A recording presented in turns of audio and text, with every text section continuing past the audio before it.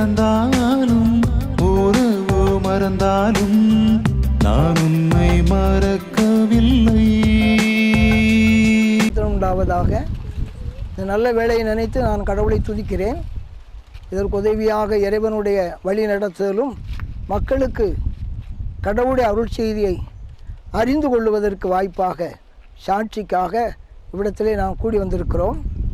இது நான் வாழ்ந்த வளர்ந்த ஒரு பூமி. கொல்லனூருக்கு மேற்கே சண்முகவளை என்ற இடத்தின் ஒரு பகுதியிலே நான் பிறந்த நாள் முதல் சுமார் 1931ஆம் ஆண்டு முதல் 54 வருஷம் வரைக்கும் இந்த இடத்துல ஒரு குடில் இருந்தது. அதனுடைய அருமையான பெற்றோர்கள் பிள்ளைகளை வளர்த்த இடம். காடுகளில் அங்காங்கே வேலை செய்தாலும் மரம் ஏறி விவசாயம் செய்தாலும் இரவிலே 6 மாதம் தங்குகிற இடம் இந்த இடம். 6 மாதம் வீட்டிலே தங்குவோம். இந்த அருமையான இடத்திலே கடவுள் எனக்கு செய்த அற்புதங்களும் அடையாளங்களும் எண்ணிக்கை கடங்காதவைகள். தாழ்வில் நம்மை நினைத்தவரை துதியுங்கள், அவர் கிருபை என்றும் உள்ளது. அடியனை தாழ்வில் இருந்து என்னை ஆண்டவர் ஒரு ஆசிரியனாக ஒரு குருவானவராக என்னை உயர்த்தி ஓய்வு பெற்று நான் 80வது வயதிலேயும் இந்த இடத்திலே நான் பிறந்து வளர்ந்த இடத்திலே நிற்பதற்கு இறைவன் உதவி செய்திருக்கிறார் என்றால் நான் கடவுளை துதிக்கிறேன். என்னோடு கூட வந்திருக்கிற அருமையான டியூஷன் சென்டர் பிள்ளைகளும் வந்திருக்கிறார்கள், மகிழ்ச்சி அடைகிறேன். இந்த இடத்திலே தான் என்னுடைய தாய் தந்தையருடைய படம் இருக்கிறது. இவர்கள் தான் என்னை பெற்றெடுத்து என்னை அன்போடு வளர்த்தவர்கள், வாழ வைத்தவர்கள். பல இடையூறுகள் மத்தியிலேயும் எனக்காக தங்களை அர்ப்பணித்தவர்கள். நான் பிறந்த பொழுது நான் மிகவும் குறைவுள்ளவனாக இருந்தேன். அப்பொழுது என்னுடைய பாட்டி இந்த பிள்ளையை பிழைக்க வைக்க முடியாது, கொண்டு போடுவோம் என்று நினைத்தார்கள். ஆனால் என்னுடைய தாய் என் கண் விழியை பார்த்து இந்த பிள்ளை பிறவியான சாகட்டும், இப்போ கொல்ல வேண்டாம் என்று பிறந்த நாளிலே என்னை பாதுகாத்த அருமையான தாய். நான் என் தாயின் மடியிலே 5 ஆண்டு காலம் இருந்தேன். இது உலகத்தில் யாரும் காண முடியாத ஒரு காட்சி. காரணம் என்னவென்றால் அவ்வளவு சிறிய உருவம். அந்த உருவத்தை வளர்த்தார்கள். எனக்கு 6 மாதத்திலே மரண ஓலம், மரித்து போனேன் என்று சொல்லி எனக்கு துக்கமணி அடித்தாயிற்று, குழி வெட்டியாயிற்று. ஆனால் குளிப்பாட்டை எடுத்த போதும் பிள்ளைக்கு உயிர் வந்து விட்டது. நான் இன்று வரை இருப்பதற்கு ஆண்டவர் இயேசு அதை செய்தார். அல்லேலூயா. கர்த்தரை நான் துதிக்கிறேன். இந்த அருமையான இடத்திலே நான் பிறந்து வளர்ந்த இடம். ஒருவேளை என்னுடைய நிறைவு இடமும் இந்த இடத்திலே தான் இருக்கும். ஆகவே தான் என்னுடைய துணைவியார் அருமையான சகோதரி வயலட் அவர்கள், ஆனி குணசீலி வயலட் அவர்கள் என்னோடு கூட 31 ஆண்டு காலம் வாழ்ந்து இறைவனுடைய அழைப்பை ஏற்று அவர்கள் கடந்து விட்டார்கள். ஆனாலும் அவர்கள் எனக்கு பாராட்டின கிருபை இல்லை. இந்த இடத்துல 4 பிள்ளைகளை பெற்றெடுத்து 40 வயதுக்கு பிறகு பிள்ளைகளை வளர்த்து குருவானவராக்கி பிள்ளைகளுக்கு தேவையான எல்லா இகபர ஆசீர்வாதங்களையும் செய்துவிட்டு போனார்கள். எனக்கும் ஒரு நிறைவு காலம் வரும்போது இந்த இடத்துல அவர்களோடு கூட இருப்பேன் என்பது மாத்திரமல்ல, ஆண்டவராகிய இயேசு இந்த உலகத்துக்கு வரும்போது நாங்கள் உயிரோடு எழுந்திருப்போம் என்ற விசுவாசம் எனக்குள் இருக்கிறது. ஹல்லேலூயா. கர்த்தருக்கு ஸ்தோத்திரம். தர்மையான வேலைக்காக துதிக்கிறோம். கர்த்தர் இந்த வாய்ப்பு அளித்த இறைவனுக்கு நன்றி. என்னை தாழ்விலிருந்து என்னை உயர்த்தினார். நான் ஒருவேளை இந்த இடத்துல தான் 21 வயது வரைக்கும் மரம் ஏறி விவசாயம் செய்து வாழ்ந்து கொண்டிருந்தேன். ஒரு நாள் ஆண்டவர் என்னை அழைத்தார். அதற்கு பின்பு என்னை ஆண்டவர் அழைத்த இடமும் அவர் என்னோடு பேசின இடத்தையும் நாம் பின்னாலே பார்க்க போகிறோம். இந்த பாறை ஓரத்திலே இந்த இடத்துல நடந்த சம்பவத்துக்கு நான் ஒரு சாட்சியாக இருக்கிறேன். அந்த குறிப்பு இதோடும் நிறைவு பெறுகிறது. ஒரு மகிழ்ச்சிக்காக 2 அடி நாம் பாடுவோம். 23வது பாடலிலே அமைந்திருக்கிறதை பிள்ளைகளும் சேர்ந்து பாடுவார்கள் என்று நினைக்கிறேன். என்னுடைய உள்ளம் துள்ளுகிறது. எல்லாருடைய உள்ளமும் துள்ள வேண்டும் என்பது எனக்கு ஆசை. இறைவன் மனிதனோடு இருக்கும்போது தான் உள்ளம் துள்ளும், அல்லது உள்ளம் என்ன செய்யும்? தூங்கும், அல்லது துக்கத்தோடு படுத்து கிடக்கும். நம்முடைய உள்ளமோ துள்ளுகிறது என்பதற்காக அடையாளமாக இந்த பாட்டு பாடப்படுகிறது. கர்த்தர் நம்மை ஆசீர்வதிப்பாராக. என் உள்ளம் துள்ளுதே, என் உள்ளம் துள்ளுதே, இயேசு என்னோடு இருப்பதால் உள்ளம் துள்ளுதே, உள்ளம் துள்ளுதே, என் உள்ளம் துள்ளுதே, இயேசு என்னோடு இருப்பதால் உள்ளம் துள்ளுதே. சத்துரு சோதித்தாலும் உள்ளம் துள்ளுதே, சாத்தானும் சோதித்தாலும் உள்ளம் துள்ளுதே. நெருக்கமே வந்தாலும் உள்ளம் துள்ளுதே, நேசிப்போர் கைவிட்டாலும் உள்ளம் துள்ளுதே. என் உள்ளம் துள்ளுதே, என் உள்ளம் துள்ளுதே. கர்த்தர் மேல் நம்பிக்கை வைத்து விடு, ஒருபோதும் கைவிட மாட்டாரே. கர்த்தர் மேல் நம்பிக்கை வைத்து விடு, ஒருபோதும் கைவிட மாட்டாரே. 1950ஆம் ஆண்டு ஒரு நாள் வழக்கமாக இதன் தென்பகுதியில் உள்ள பாறையிலே போய் முழுவதும் ஜெபம் பண்ணுவது என்னுடைய வழக்கம். ஒரு சின்ன புனல் விளக்கை வைத்து சில நேரம் வேதம் வாசிப்பேன், பிறகு ஜெபம் பண்ணுவேன், பிறகு காலையில் வீட்டுக்கு செல்வேன். ஆனால் அன்று சனிக்கிழமை இறைவானபடியினாலே ஞாயிற்றுக்கிழமை ஆராதனைக்குத்தான் செல்ல வேண்டும் என்று நான் இரவிலே தங்குவதற்கு ஒழுங்கு செய்தேன். நான் இருக்கிற இந்த இடத்துல ஒரு சின்ன குடிசை இருந்தது. அந்த குடிசையில் இரவிலே பனை ஓலை ஒன்றை எடுத்து கீழே போட்டு அதன் மேல் படுத்து கொண்டேன். காலை ஒருவேளை 2 மணி இருக்கும். நன்றாக தூங்கிவிட்டேன். ஆனால் அந்த ஓலை என்னை வலிக்கு கொண்டே இருந்தது. அது சரியான பதமுள்ள ஓலை இல்லை, குதிரை ஓலம்பாங்க. அந்த ஓலையில் வலிக்கிட்டே இருக்கும். நான் மேலே ஏந்திச்சு படுத்துக்கிட்டே இருப்பேன். வெகு நேரம் அப்படியே இருந்து ஆனால் தூங்கி விட்டேன். காலையில் 6 மணிக்கு எழும்பினேன். எழும்பி இந்த ஓலையை எடுத்து அது இருந்த இடத்துல போடுவதற்காக ஓலையை தூக்கினேன். ஓலையை தூக்கின போது தான் ஒரு ஆபத்து இருந்தது. ஒரு ஓலையை தூக்கின உடனே அதில் ஒரு பெரிய நல்ல பாம்பு தலையை உயர்த்தி கொண்டு இப்படி நின்றது. எனக்கு நேராக நின்றது. எனக்கு பயம் உண்டாயிற்று. இந்த பக்கமும் போக முடியாத குச்சியில், இந்த பக்கமும் போக முடியாது. இந்த பக்கம்தான் நான் செல்ல வாய்ப்பு இருக்கிறது. அது வழியிலே தலையை ஆட்டிக்கிட்டு நிற்குது நல்ல பாம்பு. அப்பொழுது நான் கடவுளை துதித்தேன். முழுவதும் இதன் மேலே படுத்திருந்தேனே, எனக்கு ஒரு சேதமும் செய்யவில்லையே. இறைவா, உம்முடைய அன்பு எவ்வளவு பெரியது. இப்போது நான் இதை கடந்து போக முடியாது. நான் எங்கு அசைந்தாலும் அது தட்டிவிடும். ஆகவே என்னை காப்பாற்றின இறைவா, இயேசுவின் நாமத்தினாலே இந்த பாம்பை அப்புறம் போ என்று சொல்லுவேன். என் நாமத்தினாலே நீங்கள் எதை கேட்டாலும் அதை செய்வேன் என்று நீர் சொன்னபடியினாலே தான் அதை நான் சொல்ல போகிறேன் என்று உள்ளத்தில் நினைத்து திடீரென்று முழுவதும் எனக்கு ஒரு தீமையும் நீ செய்யலை. இப்போ உனக்கு ஒரு கட்டளை கொடுக்குறேன். இயேசுவின் நாமத்தினாலே தெற்கே போ என்று சொன்ன உடன்தானே அந்த பாம்பு தலையை அப்படியே கவிழ்த்து கொண்டு கிழக்க போகலாம், மேற்க போகலாம், வடக்க திரும்பலாம். ஆனால் அந்த தெற்கு திசையையே நோக்கி கடந்து சென்றது. இறைவனுடைய கிருபை பெரியது. ஹல்லேலூயா. மனிதனை காக்கிறவர். ஆபத்து காலத்தில் என்னை நோக்கி கூப்பிடு, நான் உன்னை விடுவிப்பேன், நீ என்னை மகிமைப்படுத்துவாய். அந்த மகிமையை நினைத்து நான் கடவுளை துதிக்கின்றேன்.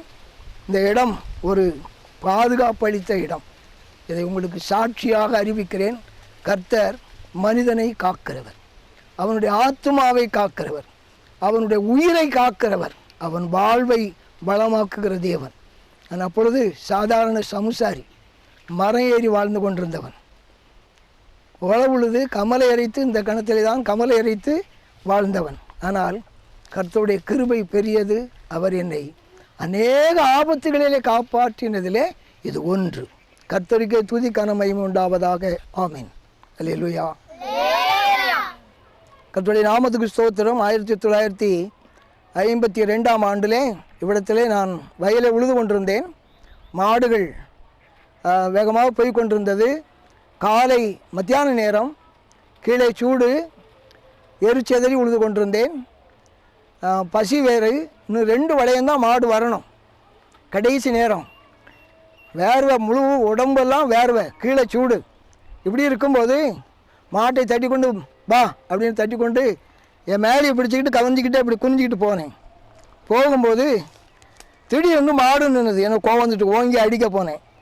அப்பொழுது ஒருவர் எனக்கு முன்னாலே நின்றார். அவர் சொன்னார், படிக்கப்போ, என்னுடைய பணியை செய். என்னுடைய உள்ளத்தை தேய்ச்சி கொண்டேன். எப்படி படிக்க போவது? வயது 21 ஆகிட்டே, எங்கே படிக்க போவது என்று சொல்லி பாரத்தோடு 2 வளையம் உழுது முடித்து விட்டு இதற்கு தென்பக்கத்தில் உள்ள பாறையில் போயிருந்து அழுது ஜெபம் பண்ணினேன். கர்த்தர் தம்முடைய சித்தத்தை மனிதனுக்கு நிறைவேற்றுவதற்கு பயன்படுத்துகிறார். அவர் தம்மை தேடுகிறவர்களுக்கு உதவி செய்கிறார். அவர் பணியை செய்வதற்கு தகுதியற்ற எனக்கு 5 வரை படித்து 12, 13 ஆண்டு கழித்து மறுபடி படிப்பதற்கு ஆண்டவர் வாய்ப்பளித்தார் என்றால் அவருடைய சித்தம் மனிதனை நிறைவேற வேண்டும் என்பது அவருடைய விருப்பம். கர்த்தர் எனக்கு அதை செய்தார். அவரை நான் துதிக்கின்றேன். அதற்கு சாட்சியாக இந்த இடத்துல நின்று கடவுளை போற்றுகின்றேன். அவருக்கே துதி கன மகிமை உண்டாகட்டும். அவர் தாழ்விலே என்னை நினைத்தவர், உங்களையும் நினைக்கிறவர், எல்லாரையும் நினைக்கிறவர். ஆனால் உள்ளம் அவருக்கு நேராக மனிதன் திரும்பும் போது கர்த்தர் அவனுக்கு நன்மை செய்கிறார். கர்த்தருக்கே துதி கன மகிமை உண்டாவதாக. ஆமென். கர்த்தருடைய நாமத்துக்கு ஸ்தோத்திரம் உண்டாவதாக. நான் இதற்கு வடக்கே ஒரு சுமார் 35 அடிக்கு வடக்கே வயலை உழுது கொண்டு இருக்கும்போது முன்னாலே ஒருவர் நின்று ஒரு குருவானவர் அணியக்கூடிய அணிகலங்களை தந்து, படிக்கப்போ, என் பணியை செய்யவா, நான் உன் கண்ணை திறந்தது போல அநேகருடைய கண்களை திறக்க வா என்று சொல்லி ஒருவர் என் கையிலே குருவானவருடைய அணியை தந்தார். அதன் பின்பு மனதிலே மிகுந்த பாரம். அந்த ஏரை அவிழ்த்து விட்டு உடனடியாக இந்த இடத்துல வந்து இதில் ஒரு பக்கத்தில் ஒரு பனைமரம் நின்றது. அதன் நிழலிலே அமர்ந்து கண்ணீர் விட்டு அழுது, ஆண்டவரே தகுதி இல்லையே, நான் என்ன செய்வது என்று நான் வேதனையோடு இருந்தேன். ஆனாலும் கர்த்தர் என்னை தேற்றினார். நான் உன்னுடனே கூட இருக்கிறேன். பேதைகளுக்கு ஞானத்தை கொடுக்கிற தேவன் உண்டு. ஆகவே நீ படிப்பதற்கு செல், நான் உன்னை வழி நடத்துவேன் என்று சொன்னார். அதன்படியே கர்த்தர் சொன்ன வார்த்தையை நிறைவேற்றினார். ஹல்லேலூயா. அவர் ஒரு நாளும் பொய் சொல்லுகிறதில்லை, அவர் ஏமாற்றுகிறதில்லை, அவர் வஞ்சிக்கிறதில்லை, அவர் யாரையும் வருத்தப்படுத்துவதில்லை. மகிழ்ச்சியாக்க ஆண்டவர் சித்தமாயிருக்கிறார். ஆகவே ஒரு பாட்டு பாடினேன், மகிழ்ச்சியாயிருப்பேன், நான் மகிழ்ச்சியாயிருப்பேன், கர்த்தருக்குள் எப்பொழுதும் மகிழ்ச்சியாயிருப்பேன், மகிழ்ச்சியாயிருப்பேன், நான் மகிழ்ச்சியாயிருப்பேன், கர்த்தருடைய வேதத்திலே மகிழ்ச்சியாயிருப்பேன், மகிழ்ச்சியாயிருப்பேன், நான் மகிழ்ச்சியாயிருப்பேன், கர்த்தருடைய ஆலயத்தில் மகிழ்ச்சியாயிருப்பேன், மகிழ்ச்சியாயிருப்பேன், நான் மகிழ்ச்சியாயிருப்பேன், வருகையிலும் போகையிலும் மகிழ்ச்சியாயிருப்பேன். அல்லேலூயா என்று நான் பாடி மகிழ்ந்து கடவுளுடைய பணியை செய்வதற்கு என்னை ஆயத்தப்படுத்தின ஒரு அருமையான இடம். கர்த்தருக்கே துதி கன மகிமை உண்டாகட்டும். ஸ்தோத்திரம். நான் 14 வயதாக இருக்கும்போதே இந்த பனை முதலாவதாக பால வந்தது. அது அழகும்பாங்க அல்லது ஆண்பனை. அந்த பனையில் முதலாவதாக நான் தான் பனை ஏறி அதில் இடுக்கி கலசம் கட்டி பயன் குடித்தேன். அது என் நினைவுக்கு, என் வாழ்க்கையில் நான் முதல் அனுபவித்த நல்ல பதநீர் தந்தது. கள்ளும் குடித்தேன். ஆனால் கர்த்தர் என்னை மாற்றின போது அது மறுபடியும் சுத்தமான பதநீர் தந்தது. ஆகவே தான் இந்த பனையிலே நான் ஏறி இறங்கி காலையும் மாலையும் நல்ல பதநீர் குடித்து என் உடலை இன்றைக்கும் சுகம் தந்ததுக்கு இந்த பனை ஒரு சாட்சி.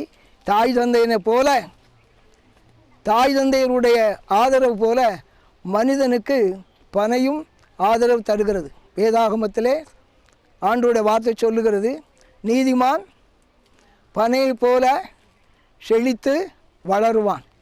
நீதிமான் பனையை போல செழித்து வருவான். கர்த்தரை துதிக்கிறேன்.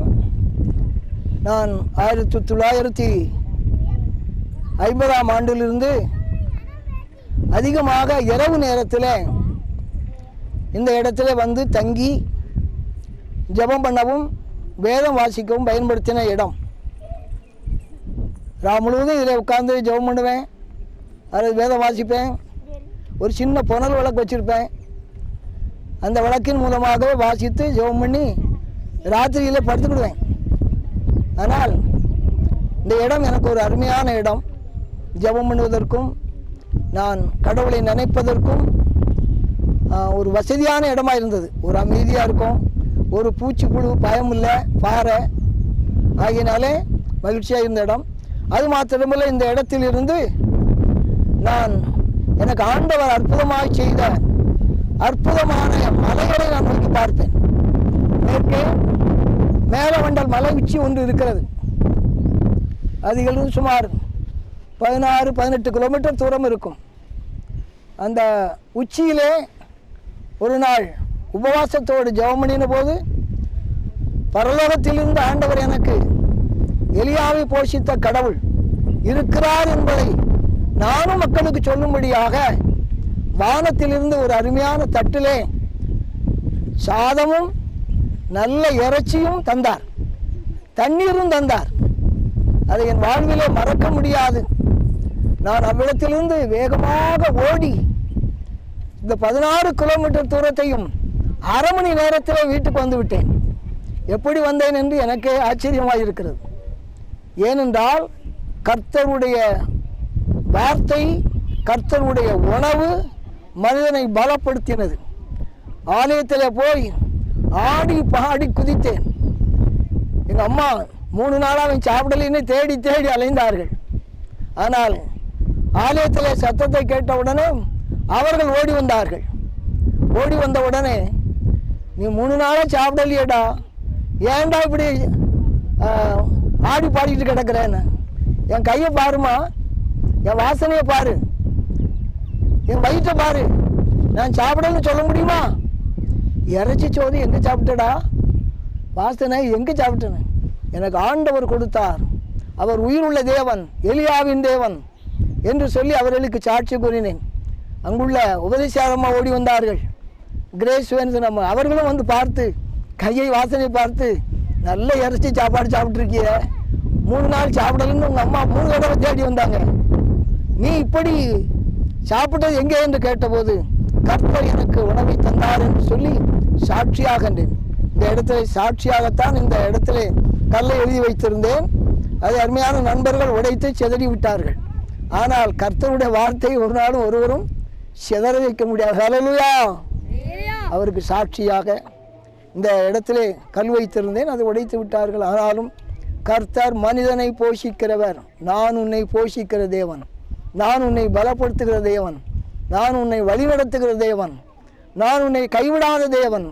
தகப்பனும் தாயும் மறந்தாலும் நான் உன்னை மறப்பதில்லை, உன்மேல் இரக்கமாயிருப்பேன் என்று சொன்ன அருமையான ஆண்டவராகிய இயேசு இன்றும் ஜீவிக்கிறார் என்பதற்கு சாட்சியாக இதை நான் அறிவிக்கிறேன். கர்த்தருக்கே துதி கனமையும் உண்டாகட்டும். ஆமென். கர்த்தர் ஸ்தோத்திரம். அந்த என்னுடைய எழுத்து இங்கே இருக்கிறது. அந்த கல்வெட்டிலே மேலவண்டல் மலை உச்சியில் கர்த்தர் எனக்கு உணவளித்ததை ஞாபக சின்னமாக இந்த இடத்துல நான் வைத்திருக்கிறேன். இது 1954ஆம் ஆண்டு நடந்த பெரிய சம்பவம். கர்த்தருக்கே துதி கனமையும் உண்டாகட்டும். ஆமென். நான் மேலவண்டல் மலை உச்சியிலே கண்ட காட்சியையும் அனுபவித்த அனுபவத்தையும் குறித்து இங்கு ஒரு பாடல் உண்டு. அது 2 அடி பாடுகிறேன். என்னை ஆளும் இயேசு ராஜா, அடிமை சரண் புகுந்தேன், என்னை ஆதரி ஐயா, என்னை ஆதரி ஐயா. மாட்டின் பின்னே சென்றேன், வீட்டுக்கு வா அழைத்தார். மாட்டின் பின்னே சென்றேன், நீ வீட்டுக்கு வாவென்று அழைத்தார். பாட்டு பாடியே நான் துதிக்க, பாட்டு பாடியே நான் துதிக்க, என்னை ஆளும் இயேசு ராஜா. அடிமை சரண் புகுந்தேன், என்னை ஆதரி ஐயா. ஸ்தோத்திரம் உண்டாவதாக. இந்த இடத்திலே பகல் நேரத்திலே வேலை ஓய்வு நேரத்திலே வந்து வெயில் நேரமாக இருந்தாலும் இந்த இடத்திலே அமைதியாய் காத்திருந்து வேதம் வாசித்து ஜெபிக்கிற இடம் பகல் நேரம். முன்பு நாம் பார்த்த இடம் இரவு நேரத்தில் இருந்த ஜெபித்த இடம். பகல் நேரத்தில் இந்த இடத்துல அமர்ந்து கடவுளுடைய வார்த்தையை வாசித்து ஜெபித்து மகிழ்ச்சி அடைந்த இடம். இந்த இடத்துல ஒரு பெரிய கல், 3 கல் இருந்தது. அது நிழல் தரும். மழைக்கு கூட மேலே மழை விழாது. ஒரு நல்ல அருமையான இடம். சில நாட்கள் கூட இதில் இரவிலே கூட தங்கியிருக்கிறேன். பூச்சி புழு இருக்காது.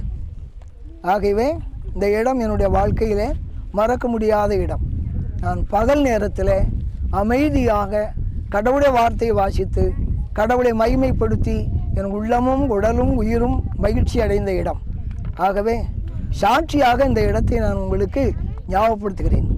கர்த்தர் எனக்கு செய்த எல்லா உபகாரங்களுக்காகவும் அவருக்கு நான் எண்ணத்தை செலுத்துவேன். தாழ்வில் என்னை நினைத்து இந்த இடத்திலையும் ஆண்டவருடைய அருளை தந்து என்னை பலப்படுத்தி ஒரு சம்சாரியை 21 வயதுக்கு பின்பு படிக்க போய் சொல்லி படித்து ஆசிரியனாகி தலைமை ஆசிரியராக 14 ஆண்டு வேலை செய்து நான் குருத்துவ பணியும் 18 ஆண்டுக்கு மேலாக பணி செய்து ஓய்வு பெற்று இந்த 80வது வயதிலேயும் இந்த இடத்திலே அமர்ந்து கடவுளை நினைப்பதற்கு கர்த்தர் செய்த உதவிக்காக, கர்த்தர் செய்த காலத்துக்காக, நீண்ட ஆயுளுக்காக அவருக்கு நன்றி செலுத்துகிறேன். அருமையான சகோதரனே, சகோதரியே, நீயும் கர்த்தரிடத்திலே தனித்திருந்து ஜெபித்து கடவுளுடைய வார்த்தையை விசுவாசித்து உன் வாழ்நாளை கூட்டு. அது மாத்திரமல்ல, உன் உள்ளத்தை இறைவனுக்கு அன்புடன் படைத்து வாழ். இவ்வுலக வாழ்க்கை மாத்திரமல்ல, கண்மலை ஒதுக்காகிய இறைவனுடைய நிலையிலே இருப்பதும் மிகுந்த மகிழ்ச்சி. ஆண்டவர் நமக்கு அடைக்கலமும் பலனும், ஆபத்து காலத்தில் அனுகூலமான துணையுமானவர். கர்த்தருடைய கண்மலையின் நிழல் மனிதனை மகிழ்ச்சியாக்கும். அவருக்கே துதி கன மகிமை உண்டாகட்டும். ஆமேன். அல்லேலூயா. நான் இடத்தை நினைக்கும் போது என் உள்ளமும் உடலும் உயிரும் மகிழ்கிறது. இந்த JTK ஊழியர்கள் வந்து எனக்கு ஆண்டவர் அற்புதங்கள் செய்த இடங்களை அவர்கள் படம் பிடிக்கவும், இந்த அருமையான டியூஷன் சென்டர் பிள்ளைகள் என்னுடைய கையின் கீழ் மாலை நேரத்தில் படிக்கிற இலவசமாய் பெற்றுக்கொள்கிற பிள்ளைகளும் இதில் பங்கு கொண்டது எனக்கு மகிழ்ச்சி. அருமையான பெற்றோர்களை அனுப்பி வைத்தார்கள். அருமையான ஊழியர்கள் எனக்கு உதவியாக இருந்தார்கள். அதை மகிழ்ச்சி அடைகிறேன். இந்த இடம் ஒரு ஆசீர்வதிக்கப்பட்ட மலை. என்னை ஆண்டவர் இந்த மலையிலிருந்து தான் ஊழியத்துக்கு அனுப்பி வைத்திருக்கிறார். நானும் கடவுளுடைய கிருபையினாலே இந்த ஊழியத்தை செய்வதற்கு என்னை பலப்படுத்தின ஒரு பர்வதம். அல்லேலூயா. இந்த பருவத்திலே நாங்கள் எல்லாரும் நிற்பது ஒரு பெரிய மகிழ்ச்சி, சாட்சி. கர்த்தருக்கே துதி கன மகிமை உண்டாகட்டும். ஆமேன். மத்தியான நேரத்தில் சில நாட்கள் இந்த இடத்துல உட்கார்ந்து இளைப்பாரி ஜெபம் பண்ணின இடம், வேதம் வாசித்த இடம். இதில் ஒரு பெரிய மட்டக்களி நின்றது. அது நிழல் மிகவும் இதில் பலமாக விடும், நல்ல நிழலாக விடும். ஆகவே இந்த நிழலிலே, கள்ளி மரத்து நிழலிலே அமர்ந்திருந்து ஓய்வு நேரத்திலேயும் இறைவனோடு கூட உறவாடின இடம். நாம் எந்த இடத்தில் இருந்தாலும் கர்த்தரை நினைத்து அவரை விசுவாசிக்கிற இடம் பரலோகத்தின் வாசல். அல்லேலூயா, அல்லேலூயா என்று நான் வாழ்த்துகிறேன். இந்த இடத்தை மறக்க முடியாதபடி சாட்சியாக அறிவிக்கிறேன்.